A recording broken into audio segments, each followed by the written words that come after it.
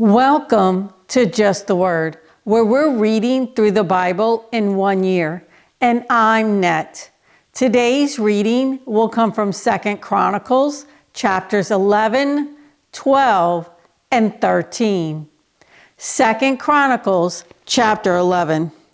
When Rehoboam arrived in Jerusalem, he mustered the house of Judah and Benjamin, 180,000 fighting men, to make war against Israel and to regain the kingdom for Rehoboam. But this word of the Lord came to Shemaiah, the man of God. Say to Rehoboam, son of Solomon, king of Judah, and to all the Israelites in Judah and Benjamin, this is what the Lord says. Do not go up to fight against your brothers. Go home, every one of you, for this is my doing. So they obeyed the word of the Lord and turned back from marching against Jeroboam.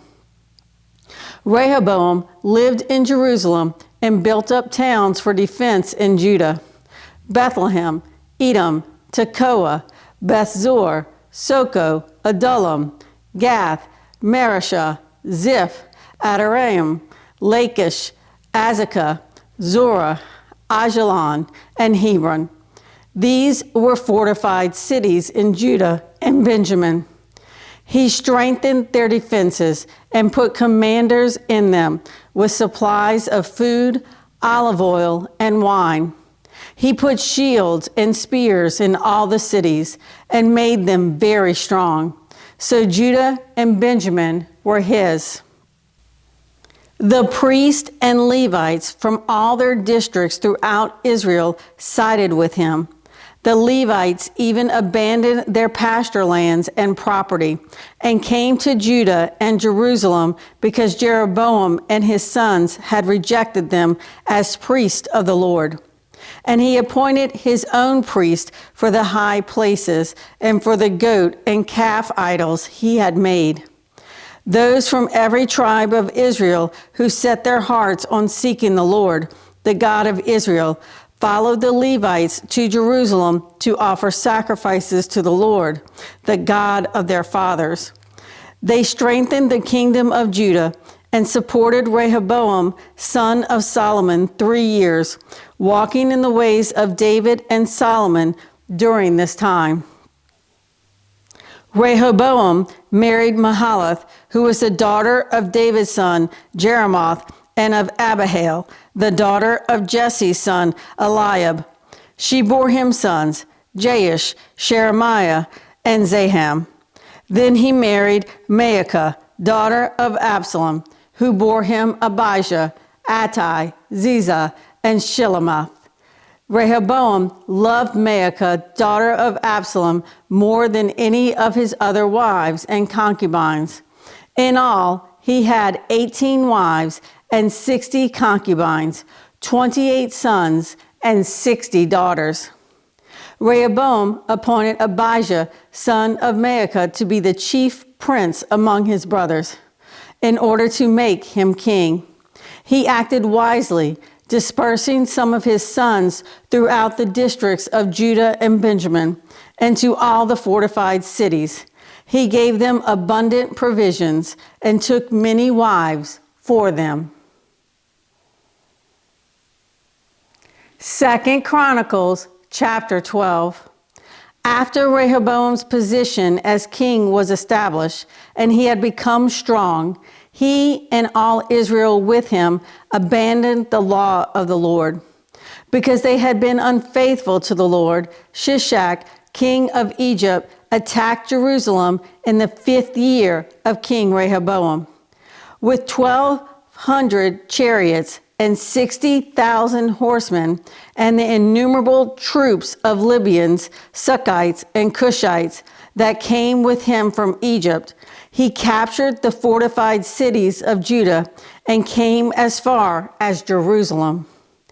Then the prophet Shemaiah came to Rehoboam and to the leaders of Judah who had assembled in Jerusalem for fear of Shishak, and he said to them, "This is what the Lord says, you have abandoned me, therefore I now abandon you to Shishak."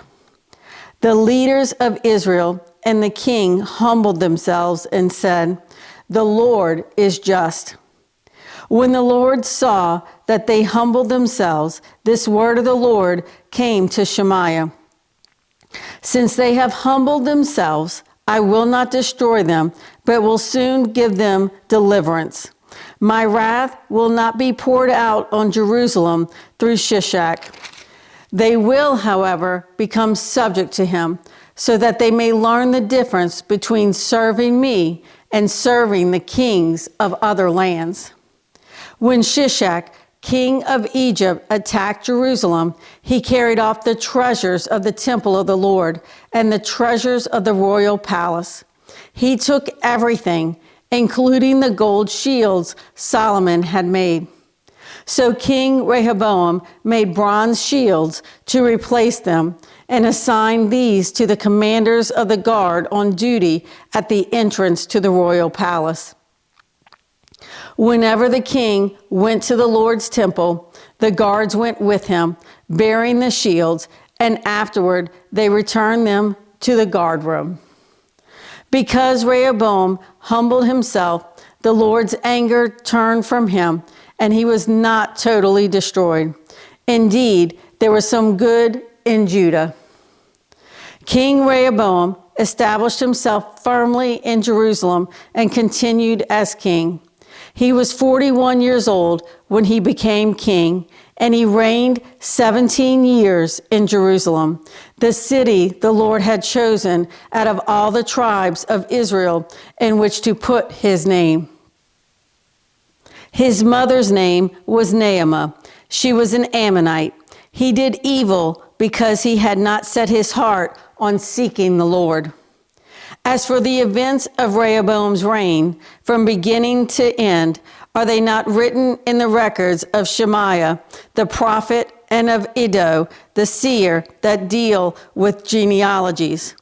There was continual warfare between Rehoboam and Jeroboam. Rehoboam rested with his fathers and was buried in the city of David, and Abijah, his son, succeeded him as king. 2 Chronicles chapter 13. In the 18th year of the reign of Jeroboam, Abijah became king of Judah, and he reigned in Jerusalem 3 years. His mother's name was Maacah, a daughter of Uriel of Gibeah. There was war between Abijah and Jeroboam. Abijah went into battle with a force of 400,000 able fighting men, and Jeroboam drew up a battle line against him with 800,000 able troops. Abijah stood on Mount Zemaraim in the hill country of Ephraim and said, "Jeroboam and all Israel, listen to me. Don't you know that the Lord, the God of Israel, has given the kingship of Israel to David and his descendants forever by a covenant of salt? Yet Jeroboam, son of Nebat, an official of Solomon, son of David, rebelled against his master. Some worthless scoundrels gathered around him and opposed Rehoboam, son of Solomon, when he was young and indecisive and not strong enough to resist them.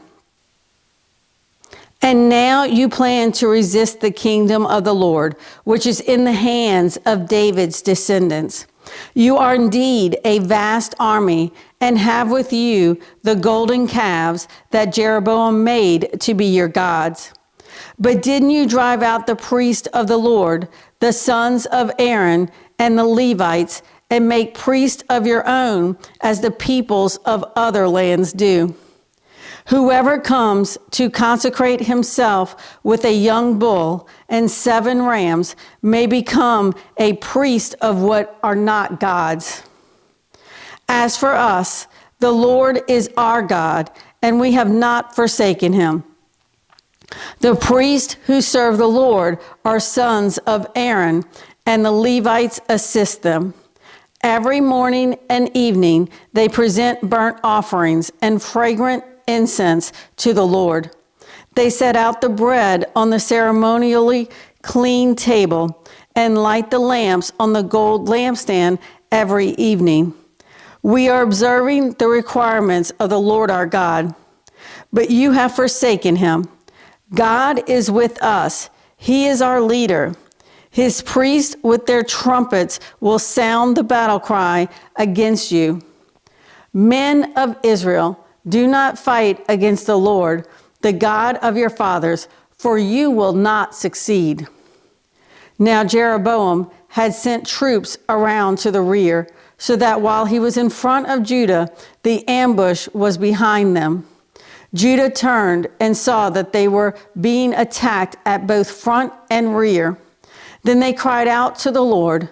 The priests blew their trumpets, and the men of Judah raised the battle cry.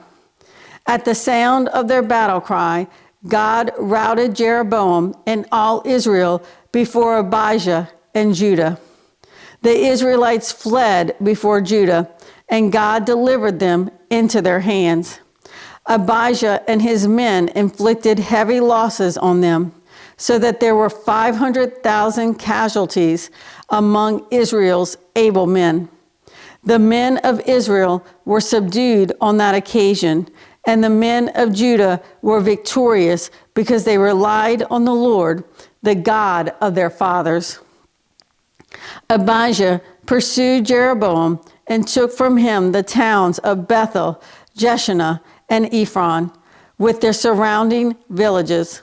Jeroboam did not regain power during the time of Abijah, and the Lord struck him down, and he died. But Abijah grew in strength. He married 14 wives and had 22 sons and 16 daughters. The other events of Abijah's reign, what he did and what he said, are written in the annotations of the prophet Iddo. Thanks for joining Just the Word. See you tomorrow.